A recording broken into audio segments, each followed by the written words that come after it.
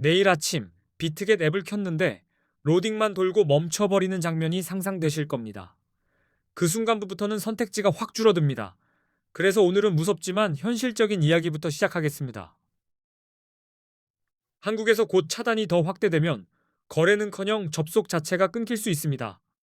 돈은 화면에 남아 있는데 손이 닿지 않는 상황. 그게 제일 위험합니다. 자산은 막히기 전에 다른 거래소로 옮겨두셔야 합니다. 이미 신호는 나왔습니다.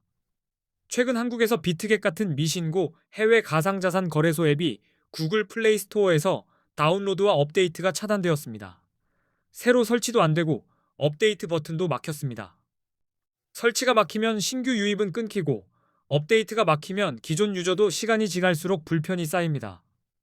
로그인 오류, 보안 패치, 서비스 변경이 생겨도 앱이 따라가지 못하면 결국 멈춥니다. 금융당국의 압박으로 접속 제한 조치도 진행 중인 상황입니다. 지금은 우회로가 남아 있어 보이지만 문이 닫히는 속도는 생각보다 빠릅니다. 예고 없이 주소가 막히는 경우도 충분히 나옵니다. 그래서 비트겟 이용자분들은 비트겟에 있는 자산을 신속히 다른 곳으로 옮겨야 하는 국면입니다. 수익률보다 먼저 챙겨야 할 건 출금 가능 여부입니다. 출금만 되면 다음은 얼마든지 다시 시작할 수 있습니다. 기존 이용자분들은 이미 설치된 앱이 당분간은 돌아갈 수 있습니다. 하지만 업데이트가 막힌 상태에서는 앞으로 접속이 차단될 때 대처가 늦어집니다.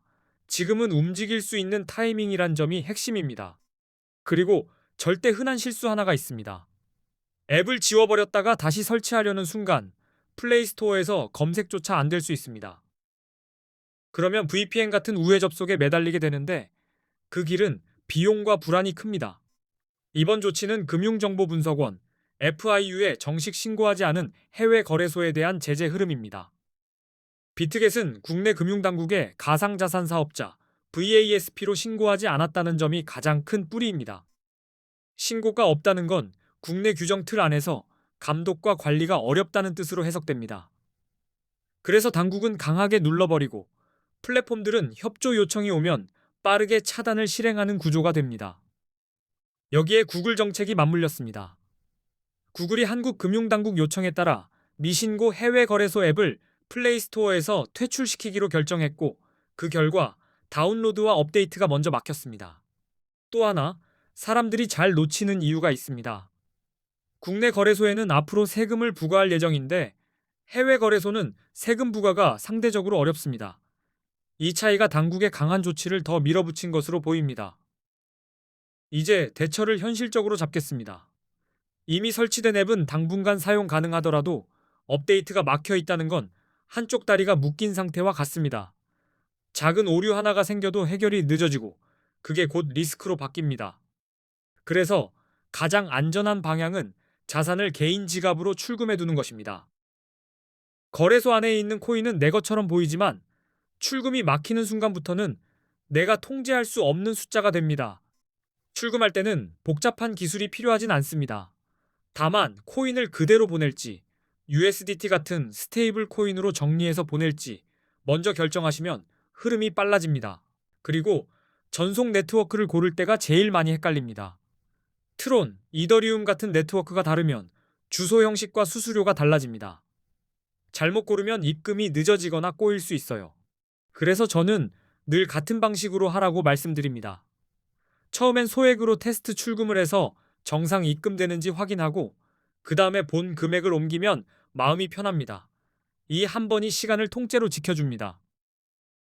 전송을 했으면 트랜잭션 해시를 꼭 저장해 두세요. 문제가 생겼을 때 그 기록 하나로 진행 상황을 추적할 수 있습니다. 감으로 기다리는 것과 데이터로 확인하는 건 차원이 다릅니다. 신규 이용자분들은 상황이 더 빡빡합니다. 플레이스토어에서 앱 설치가 불가능하고 웹사이트 접속도 제한될 수 있어서 시작하려고 해도 문 자체가 좁아져 있습니다. 우회 방법으로 VPN을 쓰는 사람도 있습니다. 하지만 보안과 법적 위험을 감수해야 하고 계정 보안이 흔들리면 자산이 더 위험해질 수 있습니다. 편법은 급할수록 날카로운 칼이 됩니다. 국내 거래소로 옮기면 끝 아니냐는 의견도 나오지만 국내 거래소는 레버리지 사용이 불가능합니다. 선물 단타를 하던 분들 입장에선 도구가 사라지는 셈이고 거래 수수료도 높은 편입니다. 게다가 국내 거래소는 추후 세금이 부과될 예정이라 비용 구조가 더 무거워질 수 있습니다. 그래서 저는 국내 거래소 이용을 대안으로는 보되 메인으로 추천드리지는 않습니다. 지금 이번 사태로 한국인들이 가장 많이 가입하고 이동하고 있는 거래소 5개를 비교 분석해 두었습니다. 요즘은 친구 따라 아무데나 가면 수수료와 혜택에서 손해가 눈덩이처럼 커집니다. 이 5개 거래소는 원화 입금이 가능하고 화면과 고객 안내가 한글로 지원됩니다. 처음 보는 버튼 앞에서 멈추지 않게끔 기본 진입 장벽을 낮춰주는 조건을 갖춘 곳들입니다. 수수료도 상대적으로 저렴한 편이라 단타를 할수록 체감이 큽니다. 그리고 가입만 해도 $100를 지급하는 이벤트를 진행하는 거래소도 포함되어 있으니 혜택까지 함께 보셔야 합니다. 5개 거래소의 이름과 특징, 원화 입금 방식, 수수료 비교, 이벤트 여부는 고정 댓글에 정리해 두었습니다.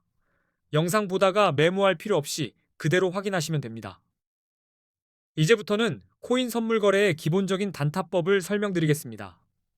시장이 흔들릴수록 중요한 건 방향 예측보다 어디서 들어가고 어디서 나올지의 기준을 갖는 겁니다. 비트코인은 변동성이 크기 때문에 진입 타이밍이 생명입니다. 같은 자리에서 1분만 빨라도 수익, 1분만 늦어도 손실이 되는 구간이 자주 나옵니다. 그래서 롱과 숏의 조건을 미리 정해두는 게 필요합니다. 먼저 롱 포지션과 숏 포지션의 개념부터 깔끔하게 잡겠습니다. 롱은 가격 상승을 예상해 매수 방향으로 들어가는 것이고, 숏은 가격 하락을 예상해 매도 방향으로 들어가는 것입니다. 롱은 비트코인의 가격이 오를 거라고 생각할 때 선택합니다. 쉽게 말해 상승에 베팅하는 구조이고, 가격이 위로 갈수록 내 포지션이 힘을 받습니다. 상승 추세를 타는 느낌으로 이해하시면 됩니다. 숏은 비트코인이 떨어질 거라고 예상될 때 진입합니다. 하락에 베팅하는 구조라서 가격이 내려갈수록 수익이 붙습니다. 떨어질 때도 돈을 벌 수 있다는 게 선물의 특징입니다. 다만 선물은 레버리지를 쓰는 순간 속도가 붙습니다. 빠른 수익만큼 빠른 청산도 따라오니 초보일수록 방향보다 한 번에 끝나지 않게 운전대를 가볍게 잡는 감각이 중요합니다. 이제 진입 신호로 들어가겠습니다. 롱이든 숏이든 감정으로 누르는 버튼은 대개 비싸게 사거나 싸게 파는 실수로 이어집니다. 차트가 보여주는 근거를 몇 개 겹쳐서 확인하는 습관을 들이셔야 합니다. 먼저 롱 포지션 진입 신호입니다. 차트에서 강한 상승 추세가 보일 때 여러 차례 고점을 높여가며 올라가는 흐름이라면 롱 포지션이 유리할 수 있습니다. 시장이 위로 계단을 만들고 있는 모습입니다. 이때는 무작정 꼭대기를 쫓기보다 눌림이 나왔을 때 다시 힘을 받는지 보는 게 좋습니다.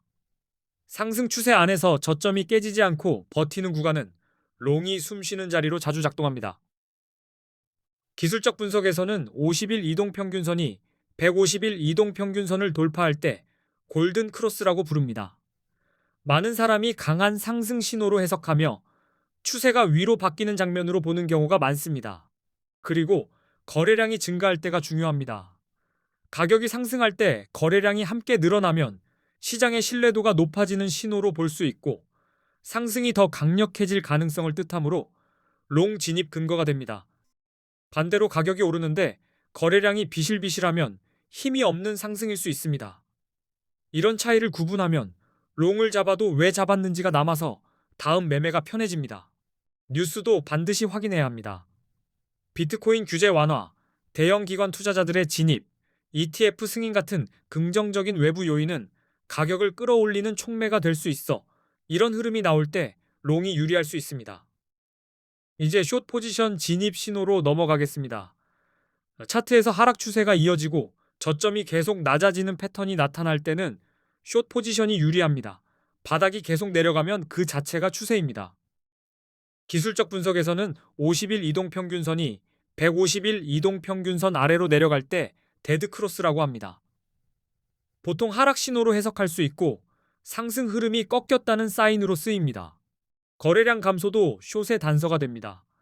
비트코인의 가격이 상승할 때 거래량이 줄어들면 상승세가 약해지고 있다는 신호일 수 있습니다. 힘이 빠진 상승은 종종 아래로 꺾이기 때문에 숏 근거가 됩니다. 여기에 부정적인 뉴스가 겹치면 하락은 더 빨라질 수 있습니다.